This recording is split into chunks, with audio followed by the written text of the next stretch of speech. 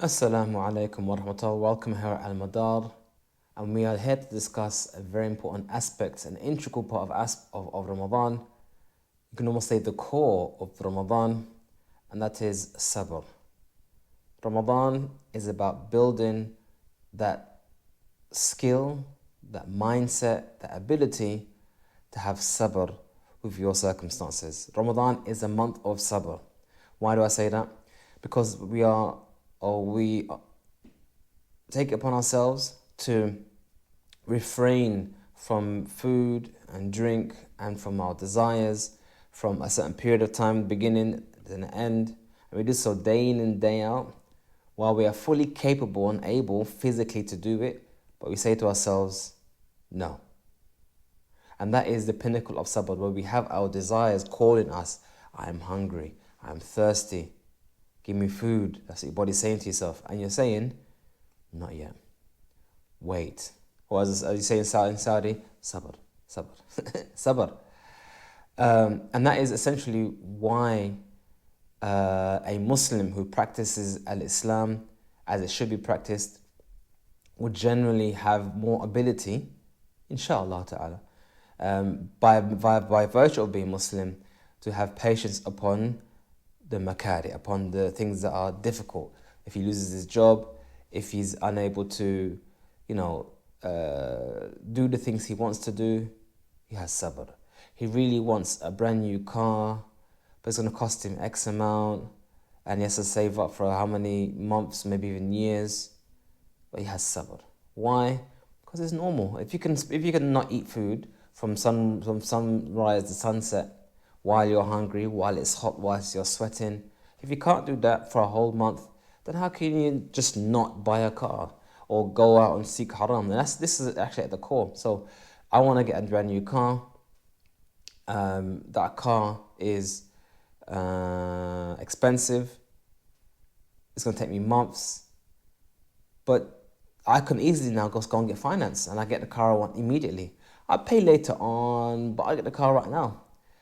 This is at the core of impatience. I must have what I want right now. I must have the house right now. I must have the car right now. I must have this woman right now. I must have this food right now.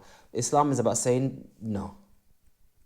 If you can't have sabr upon the mubahat, upon the things that are allowed, how could you possibly have sabr upon the muharramat, the things that are prohibited?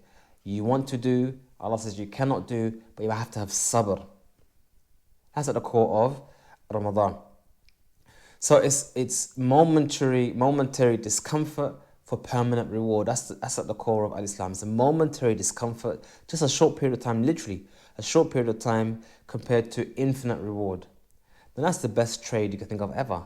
Imagine all I have to do is buy this item at a certain price, transport it over mountains, over hills, but once I get to the other end, I have infinite reward. That's the best trade ever.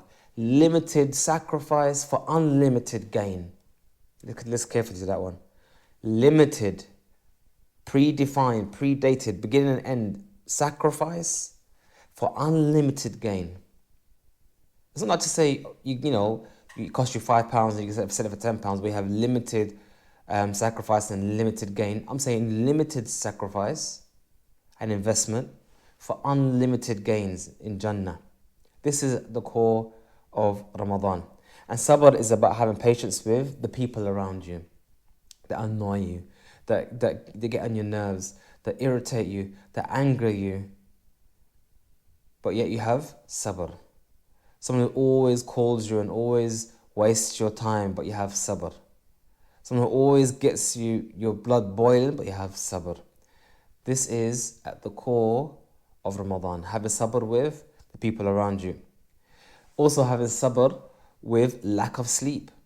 Now, this is interesting because we've now combined lack of food and also lack of sleep.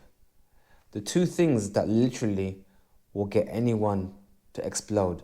Can't get enough sleep and can't get enough food. Put those two things together and you have a recipe for disaster. But as a Muslim we say, sabr, sabr. Yes, I'm tired now. Yes, I'm doing Taraweeh and I'm waking up early for suhoor and I'm it's in and out of sleep and not sleep and work and I'm exhausted. I'm falling asleep on the train and all that stuff, but it's only for a month. Only for 29, 30 days. That's all it is. Once it's over, you have Eid, you get back to life. Sabr. Also, you have sabr or patience with disappointment. Maybe you're looking forward to iftar. The whole day you were hungry. You made your order for a burger or something, and they mess up your order. Or the order hasn't come at iftar time. Iftar at 9:30 is coming at 10:30. You have to go masjid now. Disappointment. But yet you have sabr. And these are the things, or some of the things we need to look forward to, but these are all opportunities for you to gain and for you to grow. They're all opportunities for you to gain and for you to grow. And this is where Ramadan can really allow you to excel both internally, spiritually, and even in terms of your dunya. Because if you can exert sabr on your internal feelings and desires, then when it comes to making and earning a living, looking after family, getting married, finding a spouse for your children, all these things you have sabr, and you don't have to have, you don't fall into rushing, because ajalatu min ash-shaytan, rushing is from shaitan. We hope you find this video beneficial as a good reminder to yourselves, and may Allah bless your Ramadan. Like this video, subscribe, share it with your friends, and we'll see you tomorrow. Assalamu alaikum wa rahmatullah.